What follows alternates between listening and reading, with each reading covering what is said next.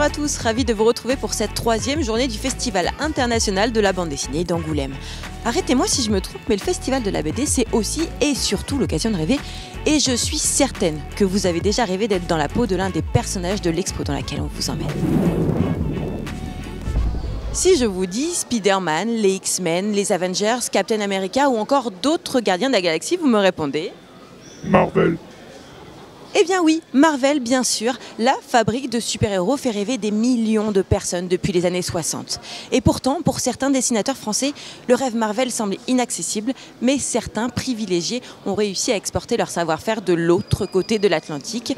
Depuis de nombreuses années, Marvel Comics publie les auteurs Frenchy. C'est la French Touch de Marvel qui s'expose au festival. Loïc David a découvert les travaux de ces scénaristes et dessinateurs français qui ont marqué à jamais de leur empreinte l'univers des comics. À travers cette exposition, on va découvrir le travail d'auteurs français qui travaillent de manière régulière ou ont travaillé de manière régulière pour Marvel, et aussi une série de dessins réalisés par des auteurs de BD franco-belges que nous avons invités à nous rejoindre sur un projet donc pour fêter les 20 ans de Panini Comics. L'âme de l'exposition, c'est vraiment mettre à l'honneur ces auteurs français qui ont fait le pari de traverser l'Atlantique pour travailler pour Marvel et qui aujourd'hui sont des auteurs mondialement connus. Et donc nous on souhaitait vraiment les mettre à l'honneur et permettre au public français qui ne lit pas forcément des comics de découvrir ces talents. Et en fait on va découvrir cette manière de représenter les super-héros qu'ont les auteurs français, qui est radicalement ou assez différente en tout cas de ce qu'on peut trouver aux États-Unis chez les auteurs américains. Il y a 3 parties. La première partie donc, raconte un petit peu quels ont été les pionniers, les premiers auteurs à franchir le pas et donc à être publiés par Marvel. Donc notamment on va redécouvrir quelques illustrations de Möbius.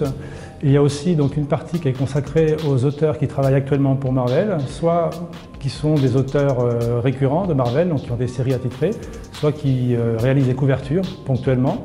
Et aussi, donc, il y a une 3e partie, mais il y a 12 dessins qui sont des inédits, totalement inédits, donc qui ont été réalisés exclusivement pour le marché français, pour Panini, et donc par des auteurs de BD franco-belges.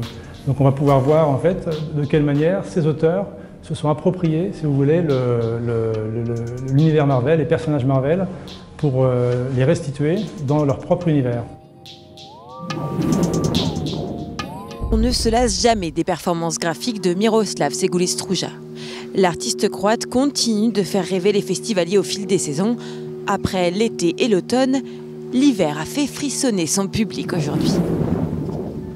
Ces albums ont inspiré Kill Bill, le film de Tarantino, ont été vendus à des millions d'exemplaires, ont été adaptés en série télé ou même au cinéma. Kazuo Kamimura a connu la gloire dans les années 70.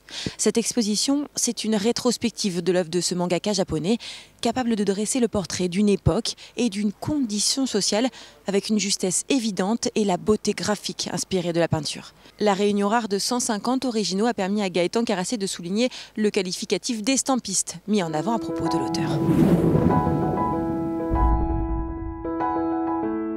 Kazuo Kamimura, c'est un auteur des années 60 et 70 qui a accompagné l'essor du genre adulte et dramatique de la bande dessinée au Japon. C'est vraiment un reflet de l'ère du temps qui s'attarde sur les problèmes de mœurs que connaît cette société qui est écrasée entre la tradition japonaise et l'arrivée des mœurs occidentales. Et c'est un auteur qui se démarque de ses compères parce qu'il choisit consciemment et en opposition au genre dominant du manga de mettre les femmes au centre de ses histoires et les relations amoureuses. Et ça, c'est ce qui va créer vraiment son identité.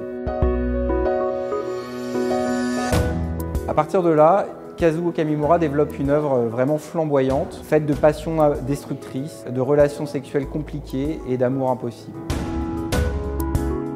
Nous avons choisi d'appeler cette exposition Kazuo Kamimura l'estampiste du manga parce que Kazuo Kamimura ramène dans le vocabulaire de la bande dessinée des années 60 et 70 celui de la peinture académique du XVe siècle, et notamment les images du monde flottant, ces images un peu grivoises qui mettent en scène des femmes et des scènes de licence, parfois avec des motifs un peu folkloriques. Kamimura s'appuie sur cette grammaire-là pour la conjuguer à des motifs contemporains de son époque, le plus souvent des femmes des années 60 et 70 qui vivent dans les tendances de la mode et du pop art et de la culture occidentale. Aujourd'hui, c'était au tour du président de la région Nouvelle-Aquitaine, Alain Rousset, de profiter de la beauté du festival. C'est le grand soir, le soir de la cérémonie de remise des prix, les Fauves d'Or 2017 du Festival de la BD d'Angoulême. Alors il faut délibérer pour connaître les noms des grands gagnants. Nous sommes à côté de vous, Madame Simons. Vous êtes la présidente du grand jury et également l'autrice de notamment Tamara Drew. Comment vous prenez cette responsabilité d'avoir un jury d'horizons différents? C'est un grand honneur et je crois que ça serait très dur de choisir les livres parce que tous les 49 livres que j'ai lus sont d'un niveau très élevé. Donc, ce serait dur. Ah bon, c'est pas le travail à la mine, mais quand même, c'est dur. C'était un vrai plaisir pour vous de dévorer ces BD-là? Oui, absolument. Je crois pour tous les gens qui dessinent et qui travaillent toutes seules, c'est très bien de voir le travail des autres. Et pour moi, d'être ici à Angoulême, pour moi, c'est très très bien. Je me sens européenne après le Brexit. Lorsque l'on associe une des déesses du jazz à une dessinatrice de talent, cela donne un spectacle magistral. China Moses et Penelope Baggio étaient en concert dessiné hier soir. Le moins qu'on puisse dire, c'est qu'elles ont donné un tout nouveau sens au mot duo et le public était comblé.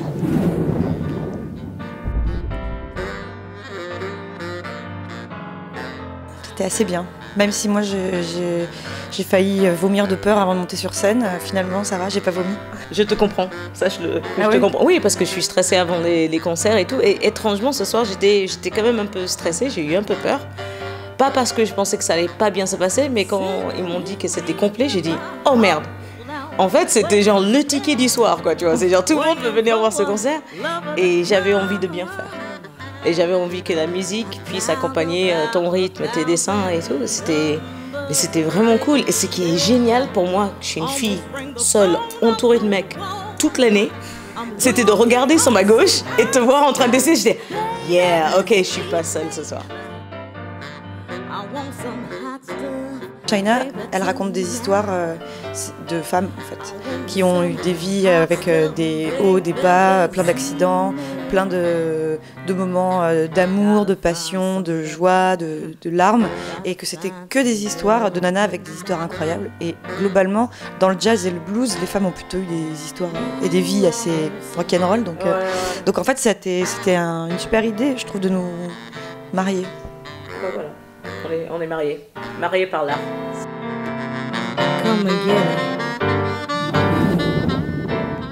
Areski et ses musiciens ont enflammé le théâtre lors du concert de dessin aujourd'hui. L'engouement du groupe et l'enthousiasme du public ont inspiré le dessinateur japonais Eldo Yoshimitsu et le français Nicolas Keramidas.